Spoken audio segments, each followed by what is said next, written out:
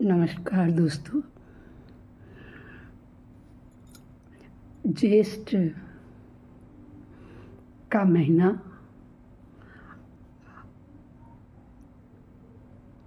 और जून का महीना चल रहा है।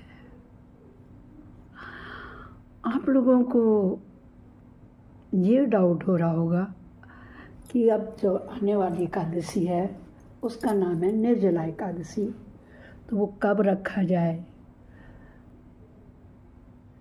कब है। तो दोस्तों, मैं आज आपको 5 दिन पूर्व बता दे रही हूँ।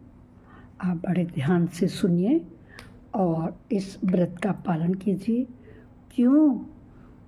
क्योंकि यह व्रत सब एकादशियों से सबसे कठिन और उत्तम फल देने वाला है। इस व्रत में पता है आप लोगों को 24 घंटे बिना अन्न और जल के उपवास रखा जाता है। कोई कह रहा है व्रत 25 को रखा जाएगा, कोई कह रहा है 26 को रखा जाएगा। तो मैं आप लोगों को पूरा कंफर्म बता देती हूँ कि यह व्रत 25 को रखा जाएगा। 25 जून गुरुवार है, उस दिन 2026 के।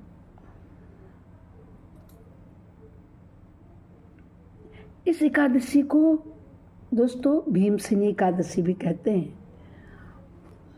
जो इस एकादशी का व्रत रखता है वो एक भी बूंद पानी नहीं पीता है। ये माना जाता है कि सारा पुण्य उसे एक साथ मिल जाता है अगर वो साल भर की 24 एकादशियाँ ना भी करे तो।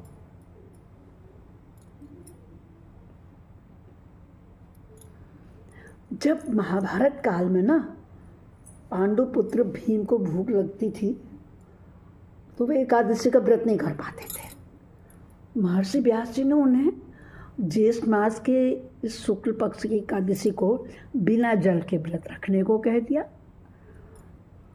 तभी उन्हें मोक्ष की प्राप्ति हुई। आपको पता होना चाहिए। मैं आपको बता दे रही हूँ कि शुभ मुहूर्त और पारण का समय क्या है। 25 तारीख को सुबह 4:05 से 4:45 तक ब्रह्म मुहूर्त रहेगा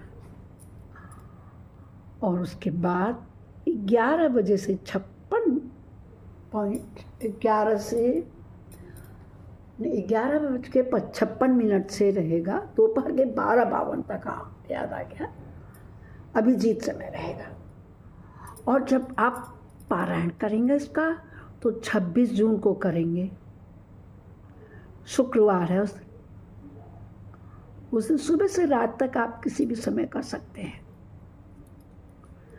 इस व्रत को करने के कुछ नियम हैं दोस्तों। मैं आपको बता दूं कि एकादशी तिथि के सूर्योदय से लेकर दूसरे दिन द्वादशी के सूर्योदय तक आपको जल भी नहीं पीना है, भोजन भी नहीं पीना है। इन सब का त्याग करना है। प्रातःकाल ब्रह्म मुहूर्त में स्नान करके भगवान लक्ष्मी नारायण की पूजा करनी है। आप लोगों को पता ही है, श्री हरि विष्णु जी पीले फूल, पीले फल, धूप और दीप और तुलसी से प्रसन्न हो जाते हैं। इस दिन जल से भरा हुआ घड़ा, आम, छाता, पंखा और मीठा अन्न ब्राह्मणों को और जो गरीब है, ज़रूरतमंद है, जिनको है, उनको दान करने चाहिए। इसके दान करने से बहुत पुण्य की प्राप्ति होती है। क्योंकि जेठ का महीना काफ़ी गर्म महीना होता है। छाता दान कीजिए, ठंडा पानी पिलाइए, भर से भरा हुआ घड़ा दीजिए। और दूसरे दिन जब द्वादशी तिथि को आप पारायण करें तो किसी ब्राह्मण को सब चीज़ें दे के दान दक्षिणा अवश्य दें।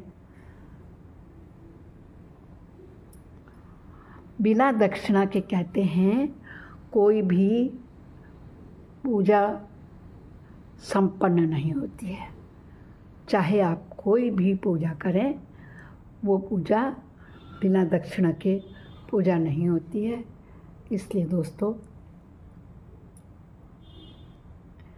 इस भीम एकादशी या पांडव एकादशी के नाम से जाने जाने वाली एकादशी को 25 तारीख को आप लोग मनाएंगे, जिससे आपको सारे कष्टों की मुक्ति होगी।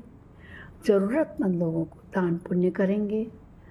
मन को संयम रखना ही सिखाता है, शरीर को नई ऊर्जा मिलती है इससे। इस व्रत को जब हम करते हैं ना, इसीलिए इसको साल की सबसे बड़ी एकादशी कहा जाता है। लोगों में यही कन्फ्यूजन है कि एकादशी 25 जून को करें, कुछ लोगों के मुताबिक 26 को है। सनातन धर्म में एकादशी का विशेष महत्व है, लेकिन सभी एकादशियों में निर्जला एकादशी का सबसे कठिन और फलदायी व्रत माना जाता है। यह व्रत ज्येष्ठ शुक्ल पक्ष की एकादशी को रखा जाता है। बिना जल और अन्न के इस व्रत को किया जाता है।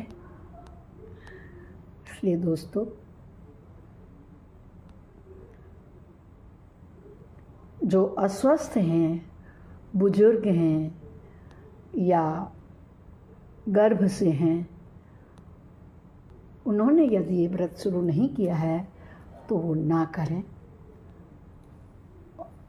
और जो लोग करते हैं, पहले की ही तरह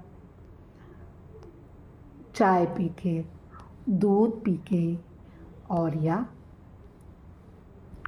फल खा के इस व्रत को करते हैं, लेकिन संध्या से पूर्व फलाहारी व्रत करके अपने व्रत को खोलें। और नहीं तो नियम पूर्वक करेंगे तो यह व्रत प्रातःकाल द्वादशी को पारायण करके पंडित को बुला के सब कुछ दान दे करके करना चाहिए। बोलो लक्ष्मी नारायण की जय होवे। श्रीमन नारायण नारायण हरि हरि, भजमन नारायण नारायण हरि। तेरी लीला हरि है न्यारी न्यारी, हरि हरि श्रीमन नारायण नारायण हरि।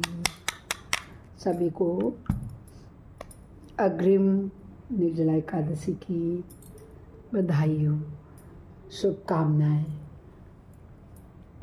और फिर मैं इसकी कथा आपको सुनाऊंगी। नमस्कार। पूरा देखने और सुनने के लिए आप सभी का तहे दिल से धन्यवाद।